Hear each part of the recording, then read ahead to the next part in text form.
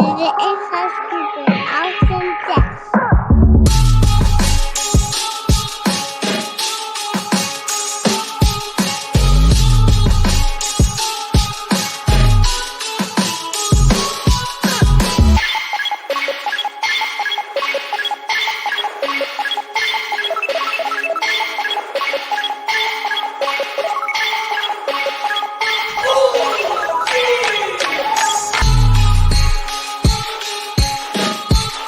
Welcome, everybody, to another episode of Inside Scoop with Alex and Jeff.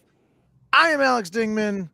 I'm Jeff Doss, and welcome, guys. And if you can tell, we have two special guests with us, and we are excited to introduce Kodi and Michael Molina. Welcome, guys. How are y'all? I'm good. How are you? Good. Michael, how you doing, buddy? Very good. I'm glad to be here. Let's put on a show, baby. Of course. Michael just got instant swag cred right there. That's right. Let's put on a show, baby. All right.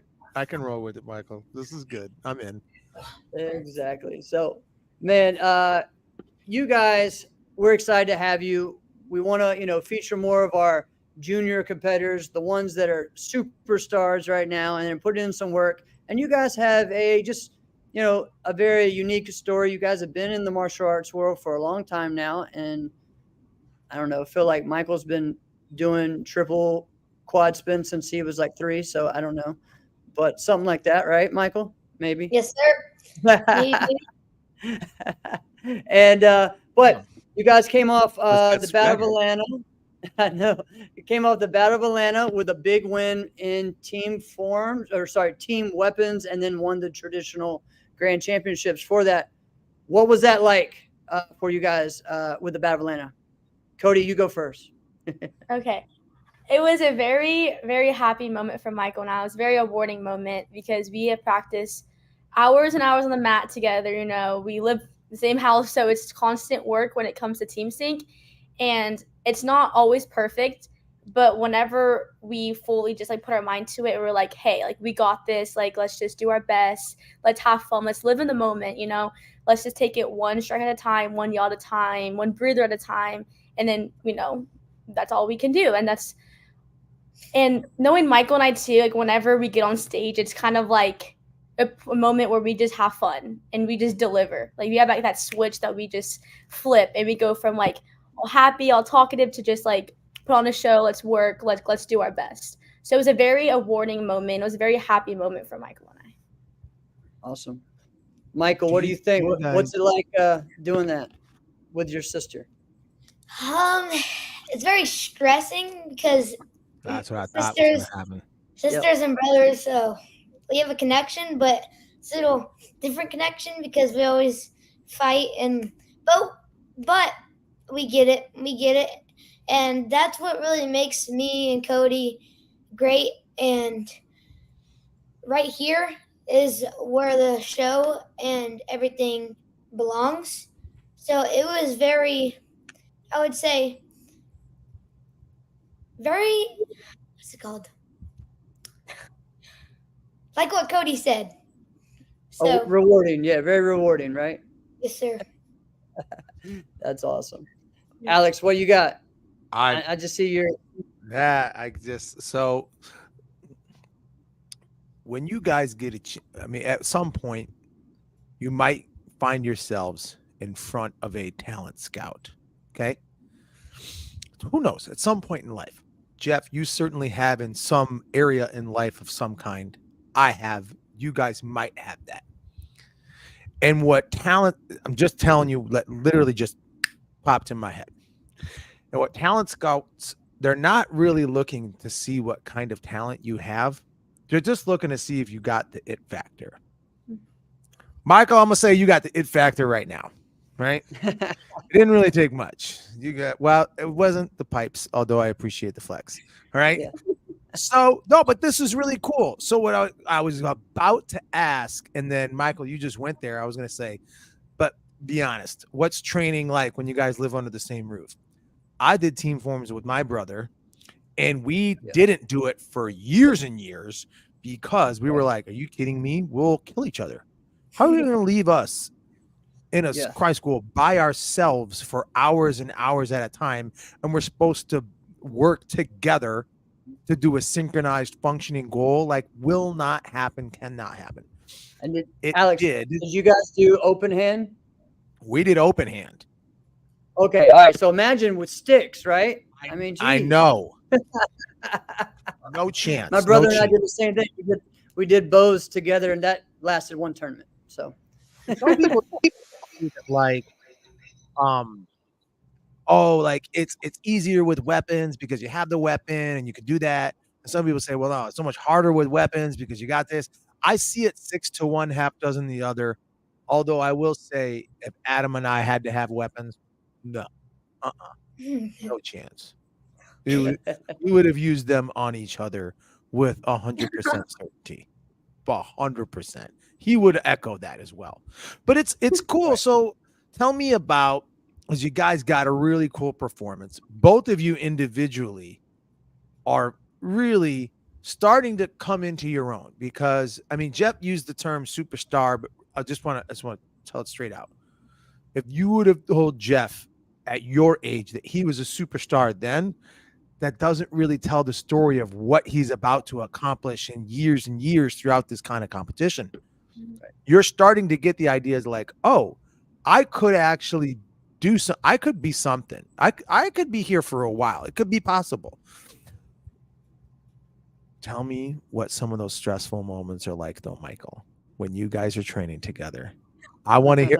See, Cody's already laughing. Tell me what some of those stressful moments of "you got to be kidding me" are like. Well, you see, me and my sister, I want to I make a joke, and she's like she just gives me the look, and I'm like, okay, and I just keep on going at her, and she keeps on giving me the look, and then Wait, what is the look supposed to mean? What's the look for? she's like do something to me, She's about to bust you up. Yep. Mm. And You got outed, Cody. Yep. and then You better hope mom's not listening. and Oh, then she at sees the it end, all. Yes. and Keep going, Michael. at the end, I try to make her laugh, and I do this funny face where I have a triple chin, and she laughs every time, and then we just go back to work. Yeah. So that's me making her laugh is okay, let's get back to work. So The icebreaker, right? So wait a minute. So if I understand the series of events accurately, you do something that Cody doesn't like. In turn, she wants to eat you. yes, So then you decide, hey, in order to avoid being eaten, I'm going to attempt to make her laugh as a way to calm this. yep, So that way we can just get back to the job we were supposed to have. yes, sir. Yeah, sounds like Michael might be the mastermind of this situation, but okay. All right. Definitely. Oh, All right, Cody, what about you? I want to hear from you. What's it like? But not just the negative and the chaos. Tell me about the positives too. No, yeah, it's great. Like the stressfulness, it's again, we work hard on it, we work so many times, and it can be stressful at times where we just feel like nothing's going our way. Every single section we're doing, we have so many mistakes going on. Our pauses aren't hitting, our fight scene isn't isn't looking the right way. We're not hitting our bows together. But whenever we do figure it out, we'll have a little discussion, a quick minute of just talking of what we think is wrong. And then whenever we do listen to each other, which has gotten a lot better lately, it's gotten so much better. Whenever we do listen to each other, it's within a second, it completely just changes in a good way. And we just already see a complete change. So over the years, we've realized if we can just listen to each other and just breathe and just, work together like a team, it's just, it's so much easier. And we definitely see the success that we're going right now because of how much better I feel like we're working as a team. So that's awesome. Yeah. That's awesome. Good stuff. So Michael, you had another big weekend as well with your individuals, and So winning both the traditional and the open. So you go on stage, you get to put on a show, and you brought out the commas this time. I mean, I saw you backstage and everything you're doing, but share with everyone what that's like, what that experience is like for you, and just what makes you tick when it is like when you get up on stage. What how do you not have the nerves that everybody else does? That's really what I'm asking. You know? Well, as you can tell, I am the showman. So Fantastic. So I hype the crowd up. That crowd hype gets my adrenaline up and ready to put on a show. So that's why I set the 4 because I was like, the crowd's loving it. So just give them a little more cherry on top. So I hit them with the 1, 2, 3, 4. And then I went to the 4 and then I, boom, caught it on the knee. Done. Okay, So- wait a Done. minute. Wait a minute. Done. So, Michael, I think you might have just earned yourself a regular spot on Inside Scoop right there. Yeah. Just want to let you know. Just letting you know. All right. But jokes aside, to piggyback off of kind of what Jeff was saying, I mean, I like to have fun. I like to crack jokes. But when you get up on that stage and those lights are bright, Yeah. and everyone's face is just staring right at you, It's and true. the moment you look out and you see that they're staring right at you, yeah, man, sometimes that stuff will make you nervous. But it doesn't seem to bother you. Unless am I reading it right? It doesn't bother you? Okay, cool. All right. That hand claps to you. What does make you nervous? Oh. What makes me nervous is like when the stage lights are like terribly bright. Like you can't even what I see the just said? audience. So that's what I just said. Well, if the stage lights are like like they're bright, but they're like you can see the audience still. But when they're Oh, like, like you mean when you can't see them at all? yes, So that Yeah. wait a minute. So it bothers you when you can't see the audience. when I can't see, because Why does that bother you when you can't see them? like that's my adrenaline. That gets me going. That gets me. You feed off Yeah. of them, man. You are a performer. Yeah, man. Well, what about you, Cody? Does that bother you at all? Or are you just cool as a cucumber all the time? Well, for me, over the years, I've gotten more like comfortable, more chill to where like again, if I am stressing over a form, no matter what, it's not going to change anything. It's not going to change anything. I just have to remember to like lock in on the form, like keep my eye on the bow. Just remember, I have one job, and that's again to perform for the crowd and for the judges. And so as long as I do that, well then, that's all I can do. So. And the thing is because with everything that we do in this sport, we train for. We put ourselves in a practical application. Even if you're fighting and like, let's just say this, if Cody, you're fighting against someone who just has just this ridiculous hook round kick. What are you going to do? You're going to find someone, you're like, dude, I just need you to throw hook kick round kicks at me. I need you to snap that round kick like super hard because I'm having a tough time. So you put yourself in a situation that you know you're going to have to face. However, we really don't have anything for that stage.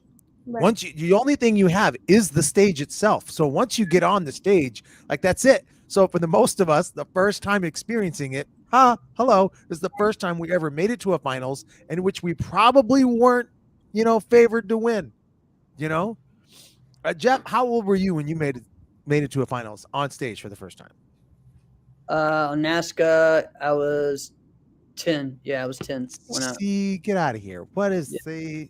Yeah. Michael was like. And that's when you were competing against 17-year-olds too. Yeah, yeah. Mike- It was. Michael was 6. Mm-hmm. Yeah, that's crazy. Well, I was 5 on America's. No, yeah, I was 5 on America's Got Talent. Excuse me. What did you just say? Nice. America's Got Talent. He was on that. You missed that one. So, Alex is just stuck here. All right. what? But how do you just drop that? I mean, I think I remember hearing that, but how do you just drop that without leaning into that? So, what was that like? That was an experience. Like, that's when I actually had butterflies in my stomach because that's a million people, and that's my first time on ever a big stage. So that was the first time forever. And Well, I cut my form because I got four. What is it called? 4 yeses. So Awesome. Sweet, man. All right. See, I know. All right. So listen, you guys do so much as well as sport karate and sport martial arts. So share the other sports you're doing. And Cody, go ahead and share what you are currently doing as you're in Maryland right now for a big event. Yes, sir. I am currently in Maryland right now for something that's called Under Armour 150. So what that is that Under Armour picks 150 players of the best of the country to come Nice. to Maryland and to play. So I was honored to be one of the 50 defenders that they chose, and so I get to just do my part again, put on a performance, same thing like I do in martial arts. That doesn't change at all. So I have to put on that performance and set myself apart from the other players that are also going to be extremely talented. So that's what I'm going to be doing for the next 2 days. But wait, you told us before the show, but you didn't say what the sport was. Yeah. No. Lacrosse. It's for lacrosse.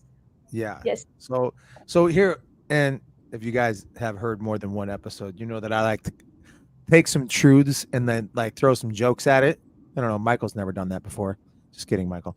But we were just kind of joking around before the show, just talking about how shouldn't this be kind of illegal? They let martial artists who are skilled in weaponry walk around with a literal weapon that we're allowed to hit you with. Like we have a massively unfair advantage, right? Like you'll die. This should be illegal, right? You're gonna give me a stick and allow me the opportunity to smack you upside the head with it. You lose. But are you a dirty player though? For girls, there are rules. We have rules. Like we cannot. There's rules for everyone. But are you Well, for a dirty girls, they're player? strict, way more strict. We don't have padding, but I do Wait, you love. what? Yeah, we don't have padding. Guys have padding. We're not allowed to have padding. All we have are like our goggles or a helmet, and yeah, that's about it. And then our stick, of course. Time out. I didn't know this. Yes, sir. You I just love touching people. That's my thing. I love to defend. My stick is go. That's my thing. okay. So you have this, and they're aluminum, right? They are not Yeah. aluminum. Well, what are they? I could have it right here. Oh, you got it. It's Oh, of carbon course you fiber. do. Okay. Okay. Carbon fiber. I think that's what I'm envisioning. Okay. So you have carbon fiber, right? So this is essentially indestructible, right? And then you don't have any pads. You just have goggles. Yes, sir. You got The a mouth rules guard, are. at least? We have a mouth guard, cleats, and that's about it. So all you have is weaponry. You have nothing, no defense. So you would literally are out there doing martial arts. To an extent, yes. I mean, somebody tell me if I'm wrong. I love That's it. crazy. That's I didn't awesome. know that. That's So cool. the best 150 athletes in the nation. And the whole, yes, sir, the nation, yeah. Damn, that's cool. You got to find a way to parlay that into a sponsorship of some kind. Just go out there and do a flip. Do a flip in the middle of the game. Get some eyes on you, right? Michael was thinking the same thing.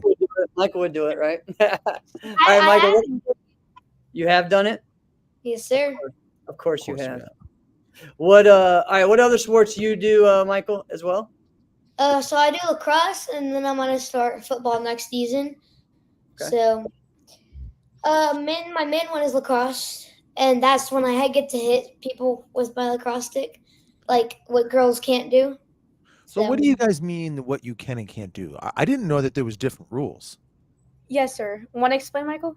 Yeah, sure. Okay, so for girls, you're only allowed to like check, but check only the stick of the head, or yeah, right, Cody? Yeah, girls can only hit their own stick. Like, we cannot hit them in the head. We can't whack them across the body because we'll get something called a yellow card. And yeah, so. That's not You good. gotta disguise that, man. You guys didn't grow up with dirty martial artists. You grew up with dirty martial artists. You would just like they find ways to throw elbows, like dirty martial artists. They'll like blitz, and the clash will be done, and they'll just find a way to like slide their elbow in right across the face, right? And but make it so sneaky. There was like, oh, clearly it was just part of the back fist, but no, it was not. So, but no, I'm not trying to tell you to be dirty, but wait a minute now. So you can't do What that. are you- But Michael, what you're saying is that Yeah. you can literally just take the stick like a baseball bat and let loose. Yep. Yes, sir. Seriously. What? Wow. What? In the Mhm. wild world of sports. It's crazy. I want to go back in time, in a time machine, and do lacrosse. Although, if I did, the sport didn't exist when I was in high school, so never mind. And you can like full tackle him with the stick, so you can run up and then boom, just. But it can't be to the back; it has to be to like either the side, this side, or the stomach. Okay, now wait a minute. I get. It just seems like there's so much possibility for violence, Yeah. which is Yes. awesome, right? I want. Tell me honestly, your average lacrosse player, would you say that you're just more athletic than most of the people on the field? Yes, sir. Coach, I would like, agree. Yeah. So would you? And just so that we know, because I never played. Jeff, did you ever play lacrosse? No. Maybe this is just something that the martial arts world is not. They just don't know that they don't know. Would you say most martial artists would excel in lacrosse?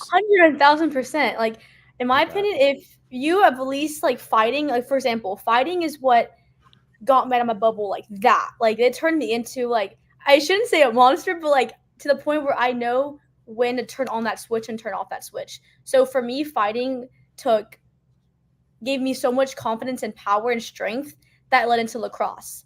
That is why I feel like from the start I was able to just fully like just be like a beast on the field because of my fighting background. So That's great. What do you think, Michael? Anybody you think should try lacrosse that you know in the yeah, sport? drop some names. Okay. I want to see Judah. oh, I that want was to see Judah. I want to see Judah play lacrosse. That would, yeah. I mean, geez, the athlete he is. Wow, that would be Mhm. cool. That would be Yes, cool. sir. Yeah, I mean, I imagine if some of the adults did it, right? Like, imagine an athlete like Bailey Murphy playing lacrosse. I mean, he was already a college track star, right? Like, Is lacrosse an Olympic sport? It's gonna it's be. going to be in Olympics. Yes, next Olympic Games it will be. Oh, so it's already in. Yes, sir. I thought I heard that. Okay. that's awesome. Yeah, I mean, think of some adults. I mean, just like I have one, Haley Glass, man. She would demolish. somebody else I'm a- just echoed that. Yeah, Haley Glass, 100,000%.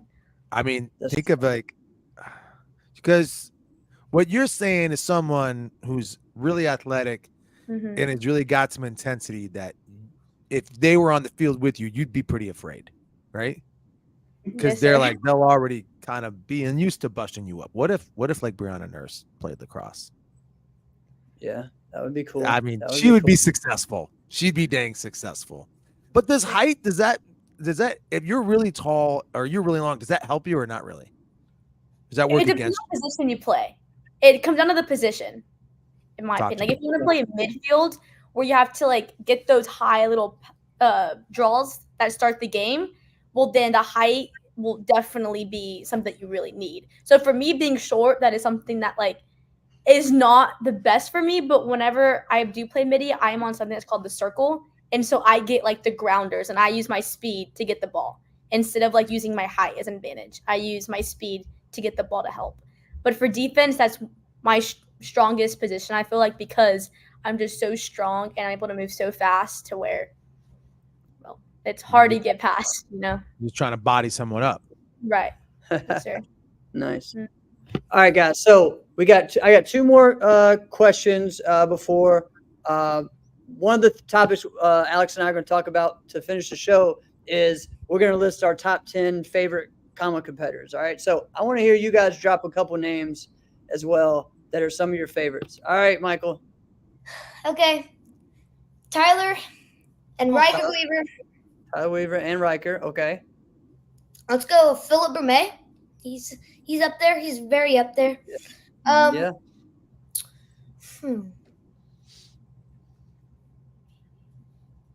Haley Give me two Glass. more. He's saying all the ones Yeah. I'm going to say. I was going to say Haley Glass, Mackenzie Emery, you know, the Weaver brothers. Kaylee, Yeah. this is sorry, Kodi. This is every week with Jeff and I. When we do that, stuff just happens. Yeah. Don't it's worry. just the way. It just means you guys are like-minded. It's okay. Yeah. One more. I'm gonna go. This is hard. It is hard. Cody, you go, and I'll think of one more. I have my 3 in the bag. But I want to talk about, like, reason why I said Haley and Mackenzie Emery and even the Weaver brothers, that Haley has that power, and whenever she does perform, it's like I feel the emotion and I feel the strength behind her cuts, and she does everything with a purpose. Like, it's full out, it's strong. Like, her facials are strong. Like Mackenzie Emery, she's very, very strong, but she's very smooth with everything that she does. Like, she makes everything look so effortless. And man, the Weaver brothers, they're just fantastic. Like, their performance factor, their shows, like, they're just all very good. Very, very, very good. That's awesome. Did you have one more, Michael? While you're doing this? I can't think of No. it anymore. That's all right. That's good. That's a good list, And once Alex and I started, we're gonna go probably a little deeper, some older school guys as well, some different ones. Yeah. So we're getting pumped up for that. All right, but what's next I for know you some guys? of the names that you guys said, but Oh, we're yeah. gonna go deep. Yep. So hopefully people would be able to YouTube some of these guys. I think that's the biggest thing that we like about the show is hopefully you guys hear some names you haven't heard before, and you're able to find some videos and see some different things about them. That way you can learn from that. I think that's the biggest thing. We all need to learn, not just from what's currently happened, but what also has happened in the past too. So, all right, what's next for you guys, and when are we going to see you next? US Open. U.S. Open. All right. How many divisions are you guys gonna do at the Open? Yes. Probably all of them. Yeah. All of them. What does that mean? I mean, we know that, like, because here's the deal. When Jeff and I were juniors, it was a lot of divisions if you did 3. Okay? If you could find a way to do 4, like, you were doing a lot. So saying it's a lot, all of them, it's relative. Really, give me a number. How many divisions are you really doing? 5? No, 6 first day, and then one the next day, plus Team Sync on Wednesday. No. Yeah, Thursday. Thursday. So I think that's 8. And then when you win, then you got to do more. So runoffs, wins, all that good stuff. So that's probably another 3 or 4. So yeah, nice. Cody, what about you? What are you going to do this time? I have 8. So all 3 weapons. 3 weapons, 2 of the CMX forms, trad forms, the Korean forms, trad weapons. What else? Team Sync. And then nice. Yes, sir. What form are you doing when you do Korean form? I have this form that I started learning, Taedbaek. I like Taedbaek so much. I like that form a lot. Yep. She's doing a great job. Doing a great job with it. So now, what's the most divisions you've ever done? Oh my goodness. Like, literally every single division that you can that they have. Like, in one tournament. I want to know. Like local teams? The open weight. Like, for Battle of Atlanta one year, I did the Battle Mania. So I did all of those fightings, the teams, the tag teams, and then I had to do all of my divisions right after that. Cause I remember that was the time when they did Battle Mania, and then I had to do like demo team, then Team Sync, and then after that was all of my divisions and all the runoffs. Like, man, that was exhausting. I remember that Battle of Atlanta. I was so gassed. It was a long, long weekend of just forms. That sounds like the weekend when I won the motorcycle. Alex, remember that story? That's the one I was thinking about. Have you guys heard this story? Yeah, this is why it's not bad to retell them, Jeff. There was a tournament, I guess 2002. I was 18, and whoever won the most divisions, had the most overall points, won a motorcycle, like a Honda Shadow, right?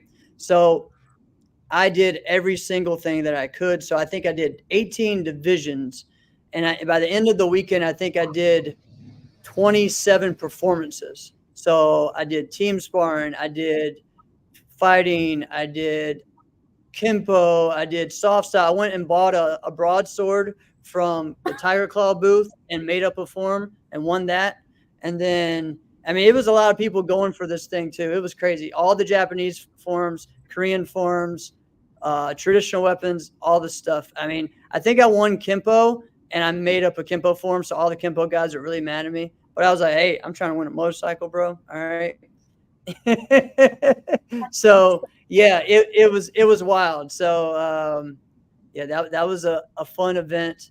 And I made up a self-defense routine too, because we had self-defense divisions. I didn't do breaking. That was the only thing I didn't do. All right. Yeah. So events like that got to come back. Okay. So what they did, they had like a motorcycle and then they had a dirt bike for the junior competitor who did that. So Awesome. back in the day. It just makes me exhausted hearing that. Apparently, Michael. Too. All right, guys. So listen, I know you guys got training and all kinds of stuff to finish up tonight, but thank you guys so much for being up on the show, and I hope you had a good time. And we are excited to see you guys next weekend at the U.S. Open. Yes, sir. I'm ready. I'm ready. Let's go.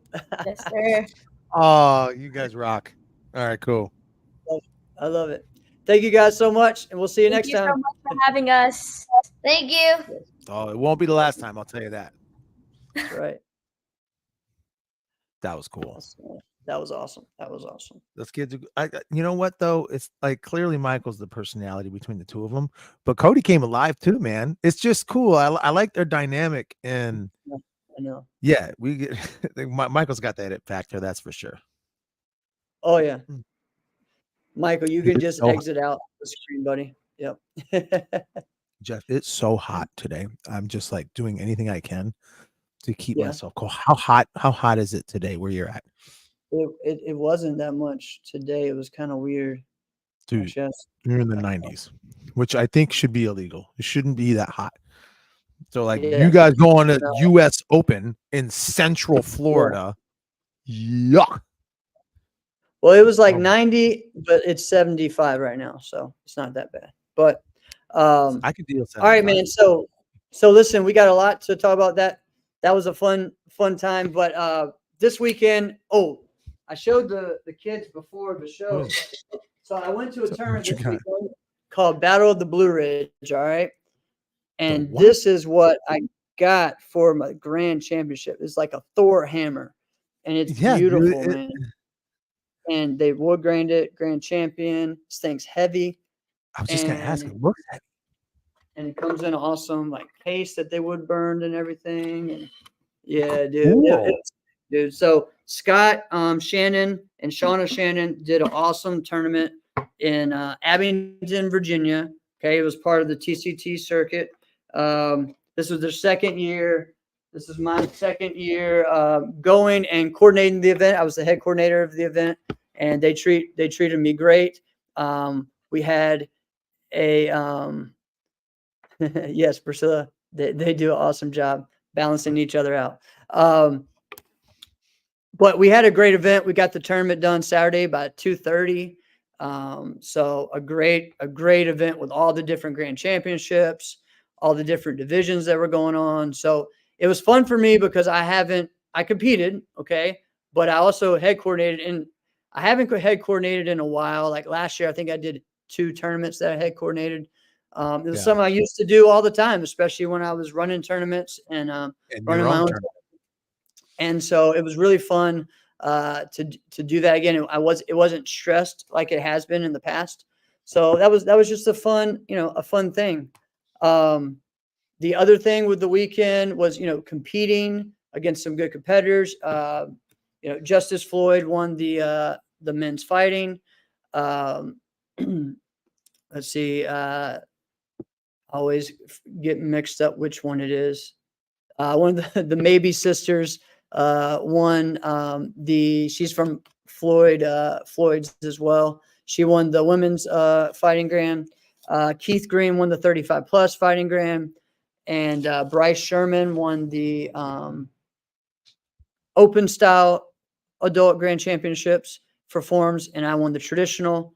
And then Tammy Terry won the 35 plus grand championships for forms and weapons. And then there was a lot of great competitors. They do something as well, similar to kind of what I was talking about with the motorcycle. They give like a big like Viking helmet and like shield for the competitor who won the most divisions. So it's a fun event, man, and it was a good time. One of the things that I want to talk about is just different rules from different regional events and certain things that were new to the TCT circuit this year. One of the things is they actually went ahead and made a rule saying that you are not allowed to do intros, and it's a straight up rule. It's not a, hey, we don't want you to, or we prefer you not to. Hey, Like, no it's not intros. happening. Like, it's not happening. The only thing you can say is the name of the form, and if you want to say the style of the form, and that's it. Even when you walk in, you don't give a big us or permission to enter. You can put your hand and you bow. If you do an intro, it's a 0.04 deduction. So it's they're really trying to make this happen. I think it helped obviously the flow of the tournament. One of the reasons they also do it is to a step forward to get rid of like biasness, or they're from this person's school, or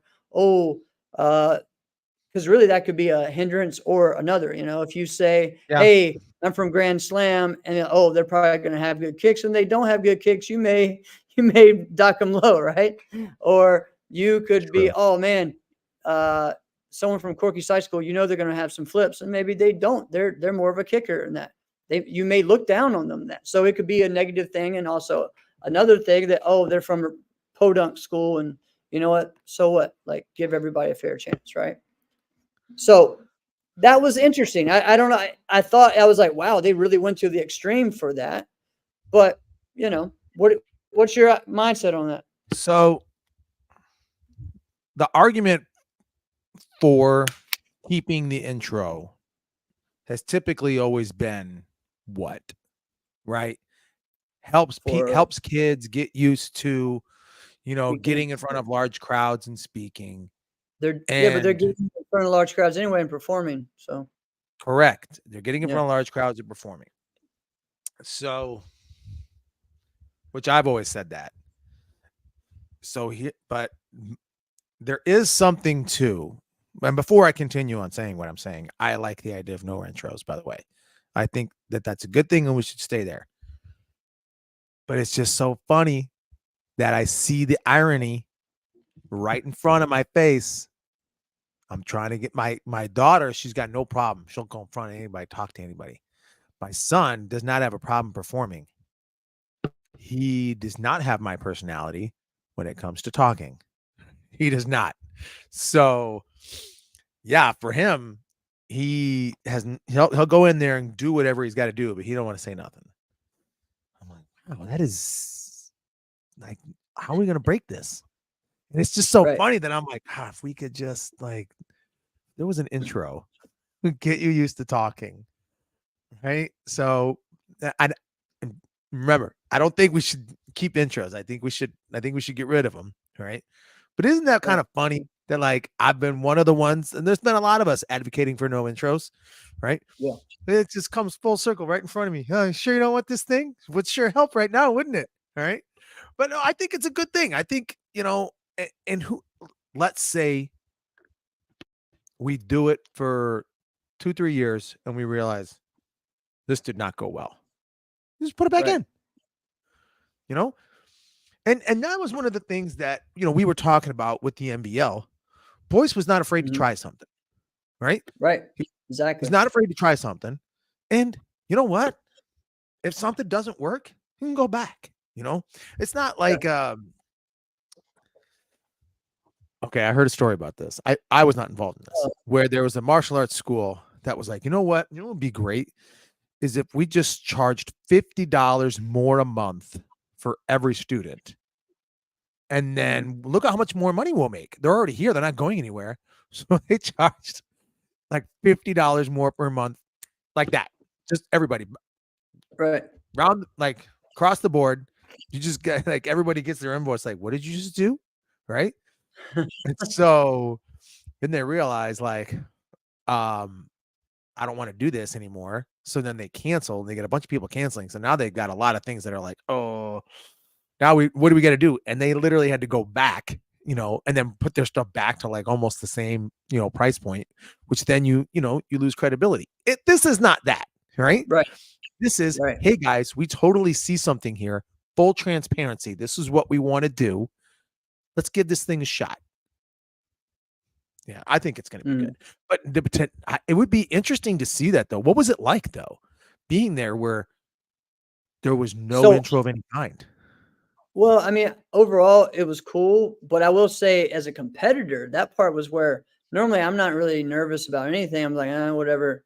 But then I was like, wait a minute. Let me make sure I don't do something that maybe they'll take as, an us, or, maybe even me yelling, hitting myself in the face could be considered as that. I don't know, but I was doing traditional, so I didn't do the water bottle, smash or any of that stuff, so, but yeah, I mean, it was interesting. But I mean, most of the time I don't do intros anyway. I just do intros in open forums, and half the time I don't do that either. Like I'll do that in my first division, and then the next 2 or 3, they already know who I am anyway, and they've already heard it, so there's no reason to. And like Brett said, most of the information now is on the screen behind you, right? On the screen, sitting right there. And this is actually a good point where we can say, hey, and we've all seen it, where you have, good, like, well, let's not call them just timekeepers and scorekeepers. Really, they're judging assistants, right? They're judges' assistants. Right? They're assistant. Yeah. And some of them are very good, right? And they understand that, like, hey, we're in an opportunity. We could just mail this thing in, or we could really kind of, help these people out and play hero here. And they can do a really good job, like fully announcing it, making sure that everybody knows, Jeff Doss is up, Alex Dingman on deck, ring 2. Right. Okay, here we go. There's no need for you to present anything. This person's already done that presentation for you. It's done. You've been announced. Yeah. I mean, one of the things, just someone saying what your form is. How do you do that for traditional though, Jeff? You still should kind of do that. Like, just go up and say the name of my form, and then I start it. Yeah, I mean, cool. All right, just like anything. But one of the other things that was different that you don't see as much at NASCA events is just the option to throw a 10. Okay, so which in a lot of ways is cool, but I feel like it's overdone and really overdone at some of these events. Okay, so I mean, I did 2 forms. I had 6 judges. This is just before the grands, and so I got 5 10s. So it was like, okay. So I'm like, all right. I've never seen 5 10s before. And it wasn't the only person, that got 10s. So many other people got 10s. I mean, it was just like 10s, 10s, 10s. So that part is like, wow, okay, that's a little too much, right? Now, one thing they do and this is something that was a thing in NBL before too, but in grands, they didn't do that, was if there's only 2 competitors, they don't do a score. They just show of hands. Okay. So for grands, it was like that. So I got like all 3 votes my side. So that was a little different, instead of getting scores. But how'd you feel about that? Did you feel like how did that one go? I'm used to that part. I mean, well, I won the grand for that. I got all 3, I was against my teammate and great, one of my best friend's sons, with Jack Sykes. So he did an awesome ore form that he does that a lot of people on NASCA don't really get to see, but he does amazing because he does more of a traditional style ore form. He only does that in these TCT kind of tournaments. Usually he started doing the more NASCA style traditional bow. So, but overall it was fun. The hand point, like in a finals where we're giving these scores and we're getting into it, do you feel like the hand point kind of lost some luster? Yeah, I think if there was a night show and stuff, and with the audience and with everything, yeah, I think the scoring works better for that, especially with two. Yeah. But I mean, I get how it takes a lot less time. You know, I mean, because we do that for the Korean Challenge. It's just vote, and everyone's all right, winner. So for that thing, I think it makes sense. It works. Well, yeah, for the Korean Challenge it does because it's head to head, Yeah. which Oh, I suppose. All right, and then but then now I got to walk back what I'm saying. We're in a finals where it's head to yeah. head too, but it's a little different if Brett was everybody's getting asking. scores and then this division's not. I guess that could be funny. Brett was asking, were you able to do both forms in the grands? No, I was not. So one rule that I'm necessarily not a fan of this is that, so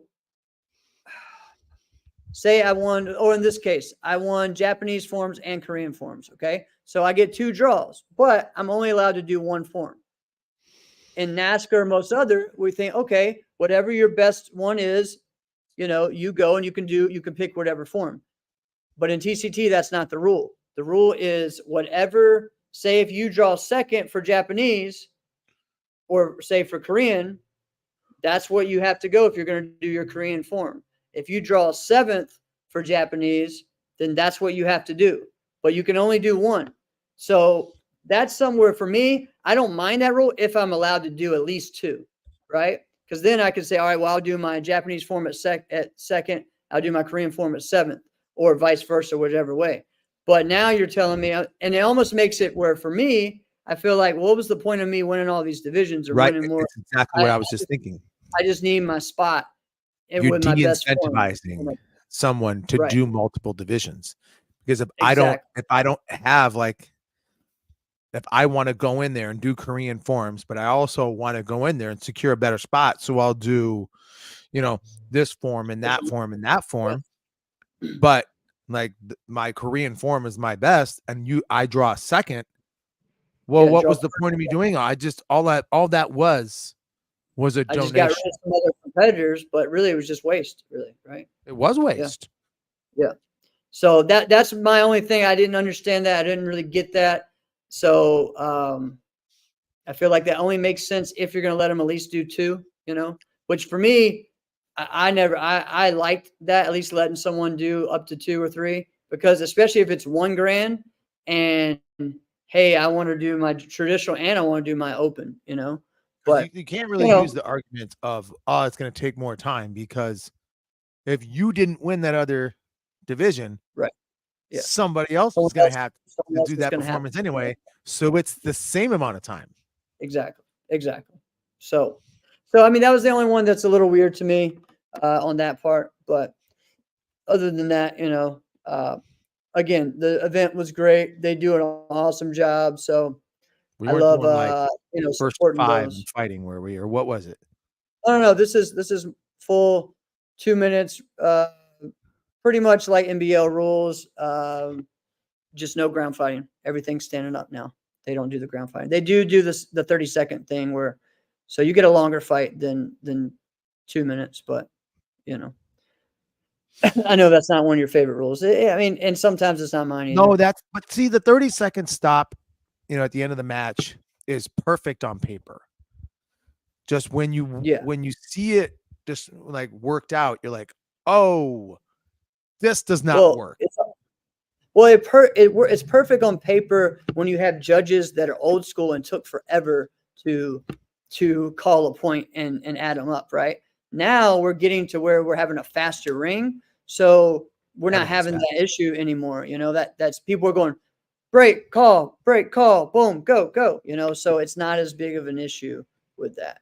So, but yeah, I mean, you can be up by 5 and you're trying to run the clock, but any kind of, especially with judges who think any clash has to be some type of point, they're breaking and stop. Problem. So, and that's the problem where it's like, in the first 30 seconds of the match, the both of us punching each other was a clash. Now the both of us punching in the exact same exchange. Why is somebody getting a point now? You just did this where there was no point, right? Right. Like all of a sudden it's different. It's the exact same match. Nothing changed. It's the perception. But yeah. What were you It's gonna say? so interesting when Brett said like until you're like up by 5. That's the other thing that's interesting. Like someone being Yeah. up by 5. We all know like that's not secure. That's No. not a game changer anymore. Because the matches move so fast now. Yeah. Like you being up by 5. Yeah, that's a lot. It's a lot, especially if you're like in a division where you might not have the quickest feet of fighters, right? It's Yeah. going to Yeah. be hard. But let's just be like, if you're in like any of the male or female teenagers, or if you're in the lightweights of any kind, like they are just crazy fast. Forget it. No, everybody, heavyweights. It doesn't matter. Like being up by 5 is you're not safe. Nothing is safe. So I don't know. I'm walking back what I was saying before a little, essentially. Yeah. But this is a fun time. So one of the things that's coming up, so for me, I competed, I coordinated, I coached, I had some students there. Just overall a fun time.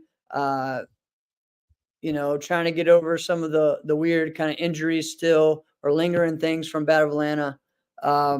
But for me coming up next week on Monday, I will be in Fort Lauderdale starting my week of competition of where I'm going to be competing for 6 days straight. Okay. So I'll be doing 3 days at the AAU Taekwondo Nationals, and then we'll take the train to the US Open for 1, 2, 3 days of competing there. So, for me, this gets me back to those Super Grands days, all right, of competing every day, going a whole week of competition.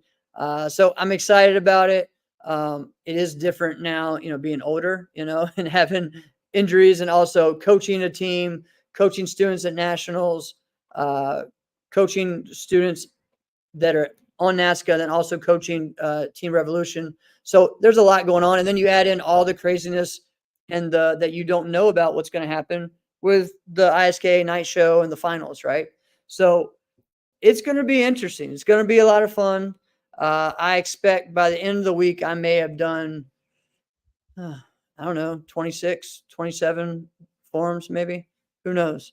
So That's we will see how nuts. this goes. But last year I did 14 on the one day that I competed at nationals.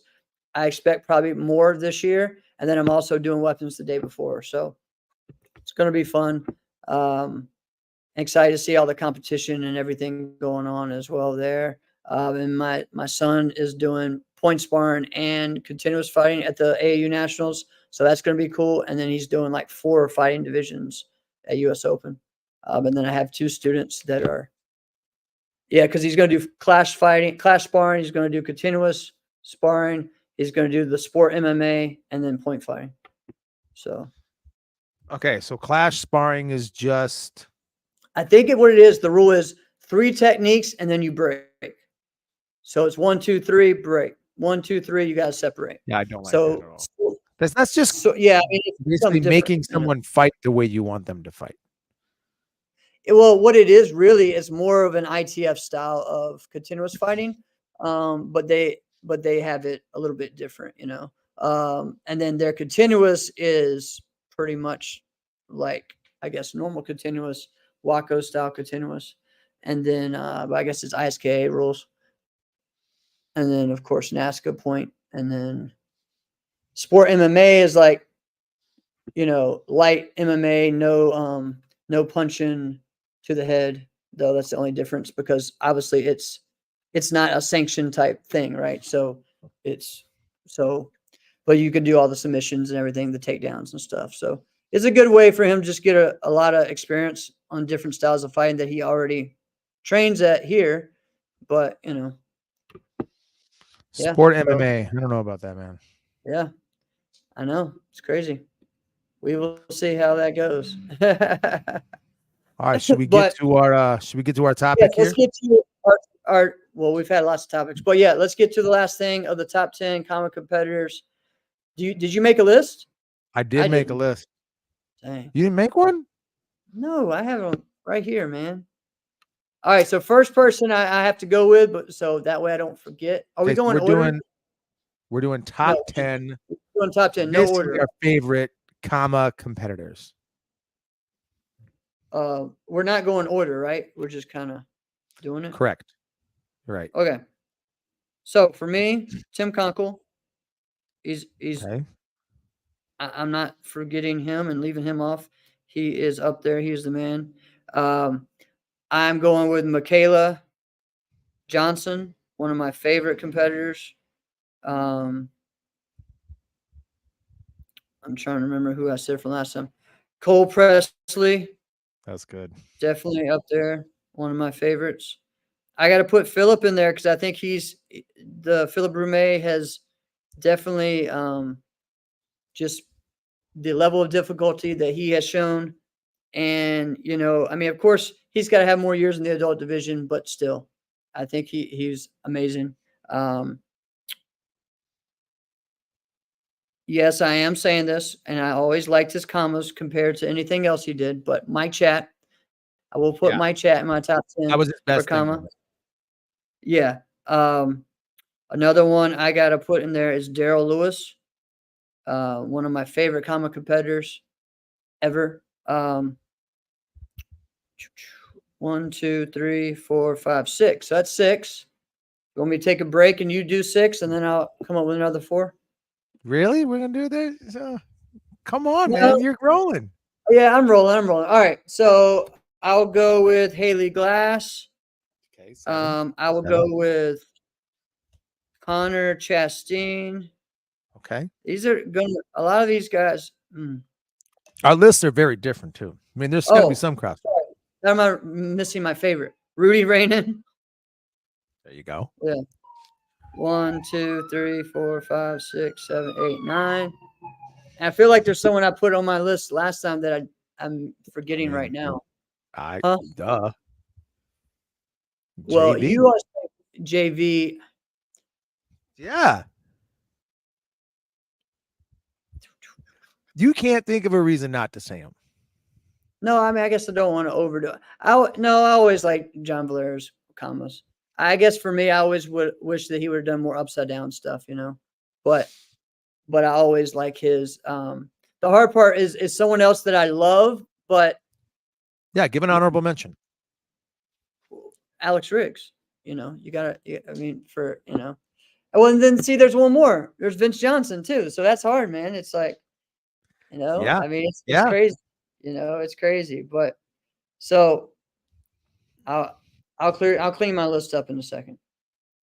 Okay, I'll go with mine. And if I did have a number 1, it's on your list, but I would say it's Rudy Renan. Rudy is my favorite, right? Yeah. I also have John Valera. I also have Mike Chat. Okay. So Mark Canonizato. Okay. Yeah. Love Mark. Mark, remember when Mark started doing sword? Yeah, we talked about this. He should have never done that. Not that he was bad at it, because he was good, and he won some divisions with that. But like, Mark, that's just your thing, man. You're a comma guy. That's your thing. Right. Tyler Weaver. Right. Haley Glass. Vince Johnson. He's on my list. Oh yeah. Cole Presley. Yep. I think that's 8. Is that 8? That's 8. Yeah. Alex Riggs. Yep. You didn't think I was going to do that. Alex Riggs. Alex is good enough. Alex is good. Alex is really good. Yep. And then he's on the list, but Anthony Murata. Yeah, see, that's another one, man. Anthony was great at comments. I always loved his comments. Anthony was so good. He was so clean too. Yeah, he was. He was clean. There's so many good ones, especially over the years that we've been thinking about. Because like we didn't even mention like Kevin Thompson. I thought about it. I thought about like, do I add in like Kevin Thompson? Do I maybe throw in Sam Diaz? Yep. So I thought about it. When I was thinking about Kevin Thompson, I'm like, Sam Diaz is right there too. So and there's a lot of one. I mean, honestly, to me, like Jennifer Santiago was an amazing comma competitor, especially back in the day. You know, she did a lot of different things, and the power she had was Yeah. great. You know? And I'm sure there's other ones we're forgetting. You know, but I know for me, like Cole, Rudy, Tim, Michaela Johnson's one of my favorite ones Taylor ever. Johnson, Mackenzie Emery was one I was thinking about as well. Kenzie was a great one. You know, Haley. I mean, JV. I mean, all these guys. You know, so. And to me, honestly, like, especially at one point, Connor Chastain was just competing at a whole nother level for a few years, right? With just the commas and the amount of tricks that he did was crazy, and the speed. And I always love watching him compete. And Alex, the same thing. It's just, you know, Connor was a little bit more consistent with nailing the form. Yes, I would agree with that. But Connor,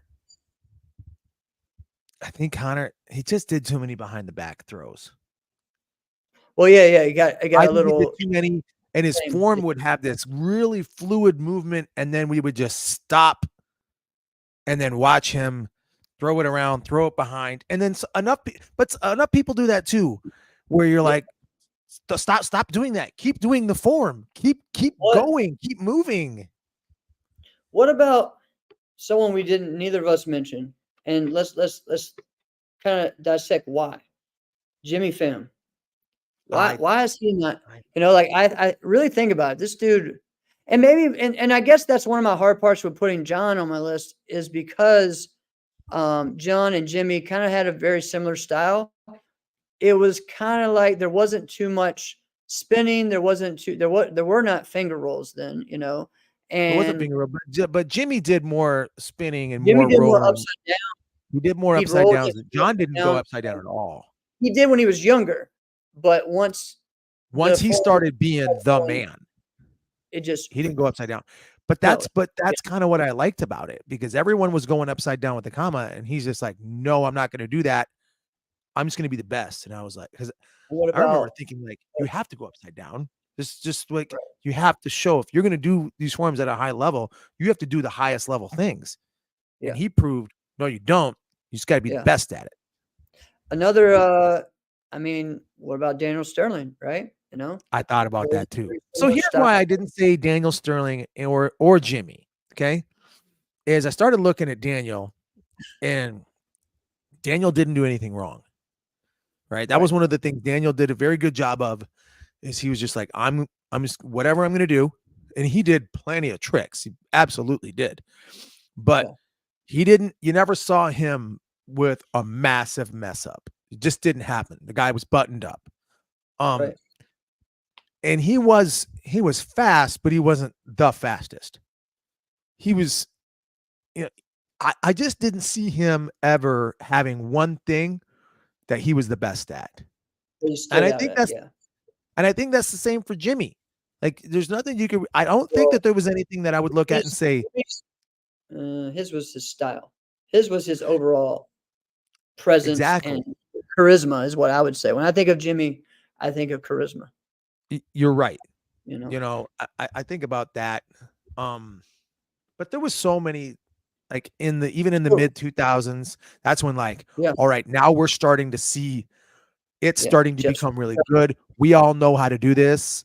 Guys like Jeff Spriggo, like you mentioned, but there was a lot of guys like Jake and Josh Kahn were great comma competitors. Amazing. Say it louder. That team form was good too. Yeah. You know. So there's a lot. Let's think of one thing though, Alex.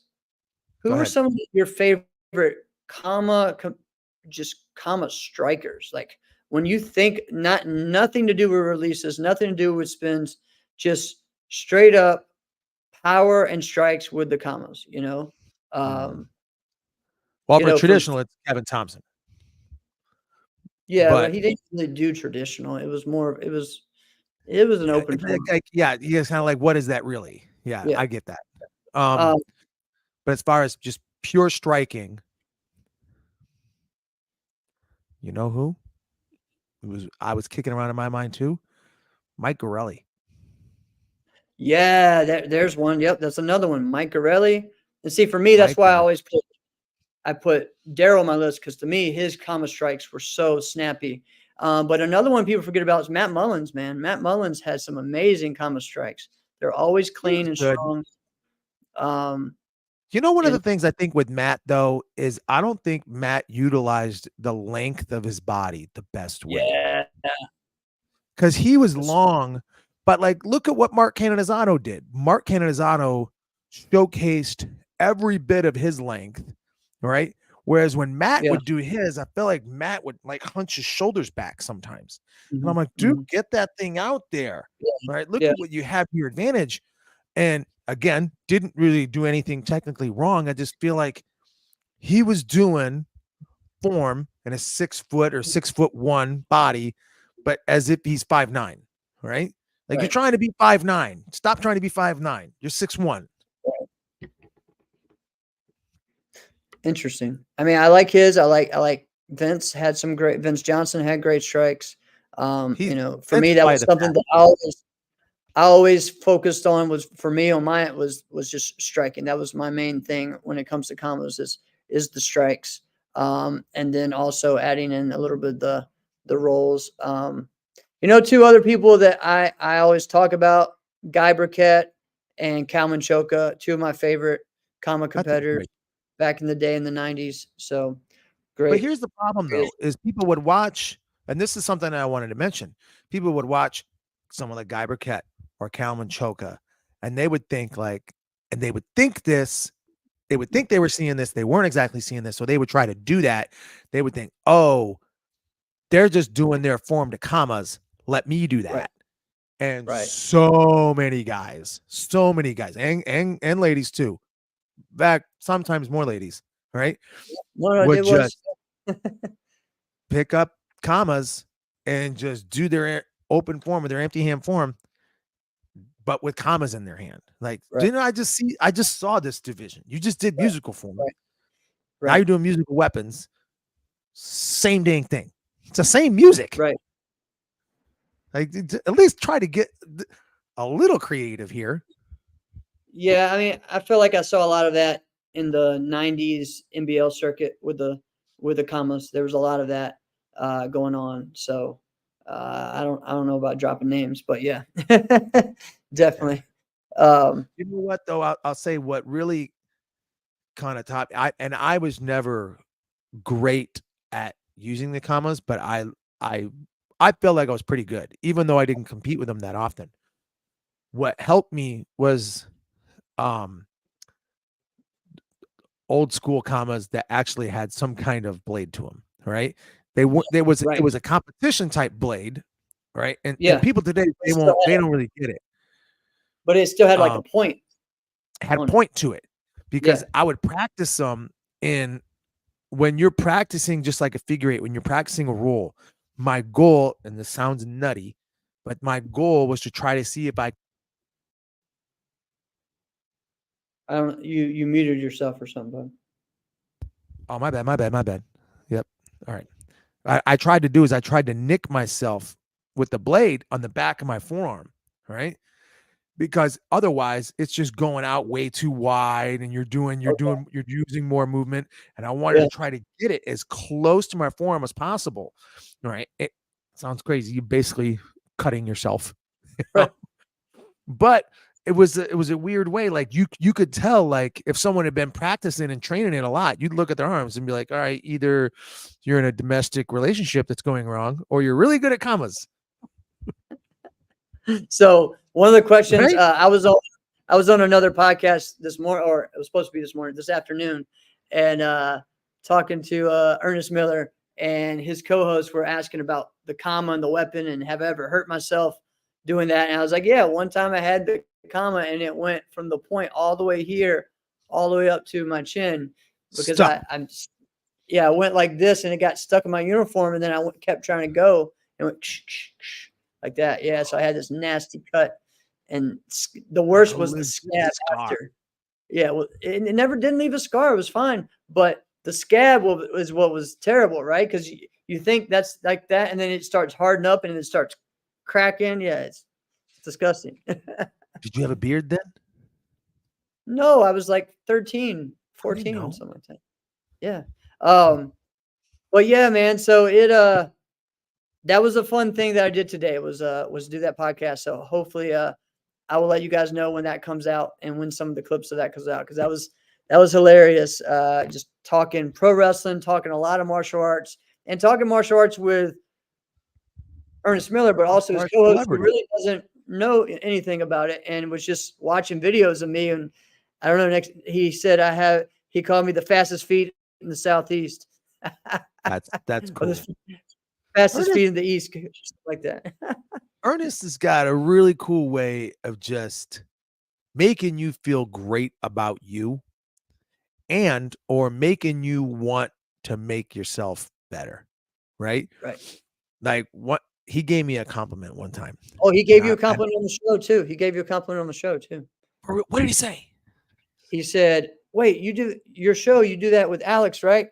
Yeah, man, that guy's a really talented, really good fighter. I'm so impressed by him. Yeah. See, so that's it. I'm gonna sleep great tonight. That was good. That was it. All right. No, he did that to me one time. We hadn't like officially met each other. Like, hi, nice to meet you. I know who you are. My name is yada da da. Did not ever, hadn't done that to this point. And I think I'd fought, and I didn't win, but I went deep. And he was like walking by, and he was kind of walking by, was talking to someone. He stops, he looks at me, and he goes, "Man, you're my favorite fighter." And he walked away, and I went, "What did he just say?" Like, I'm like, look at everybody else who's around here. All right. Zoltan Ronnie's over there. Raymond Daniels is in this building. What just happened? Right? Couldn't believe that. Yeah. And then later on, I go, Ernest, I don't know if you remember saying this. And he goes, "Oh no, that's the case." And I'm like, "But why?" Like, and he goes, and I started to say it, and he goes, "Oh, don't get me wrong. You don't win all the time. You need to, but you don't." I'm like, "Oh shit. All right, never mind. I gotta train. I gotta get better. I gotta get better." All right. But that's what it is. It made me feel great, but then also made me like, okay, I got to take this thing seriously. If he sees something I don't see, so I got to really take this thing serious. That's awesome. That's awesome. Well, we had a good show, man. I hope you guys go out and listen again and share it. And we had a great time with Kodi and Michael Molina. That was a great way to start off the show. And we're going to be bringing in more juniors and more competitors as well for short different interviews and stuff. Wednesday we had Amanda Duarte on the show on the Peyton's Extra Scoop for that. So definitely looking forward to that. And we're excited to keep sharing what we do and what we love in this sport. And we love it a lot. Shout out to all you guys getting ready for the US Open. It's going to be big. It's going to be big. Yes, sir. It is. This has been another episode of Inside Scoop with Alex and Jeff. I'm Alex Dingman. I'm Jeff Doss. See you guys next week.